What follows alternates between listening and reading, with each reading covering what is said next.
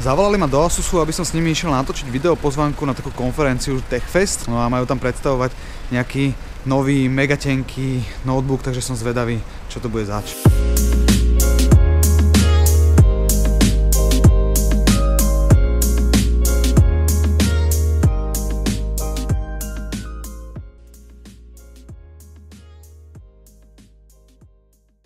Čo to je za mašinu?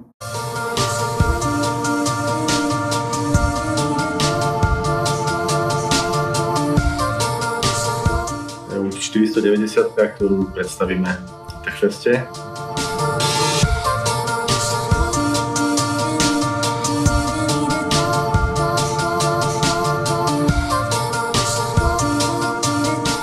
Čo je takou nejakou najväčšou novinkou? Najväčšia vec na tom stroji je 14-palcový displej v 13-palcovom tele.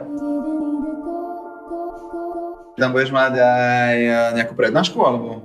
Prednáška tam bude, hej. Bude to hlavne o hrách a o ROG, Revolution Games. Ty sám si ináč gamer, keď hovoríš, že budeš mať prednášku o vývoji gamingu? Ja som sa hrával ešte na Commodore 64, čo si možno už niektorí z nás aj nepamätajú.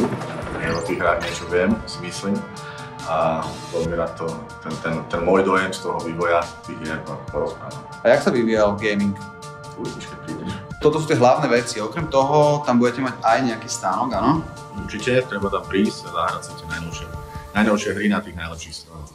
Ešte raz, pozývame vás spolu na TechFest, ktorý bude 8.6. v Raffinery Gallery v Bratislave. Tešíme sa na vás. Miroslav Farkáš, Country Product Manager pre Asus Slovensko, tam budeme mať prednášku o vývoji gamingu a ja tam budem mať prednášku o sociálnych sieťach, o tom, ako tvoriť obsah na sociálne siete. Takže díky, tešíme sa na vás. Tešíme sa.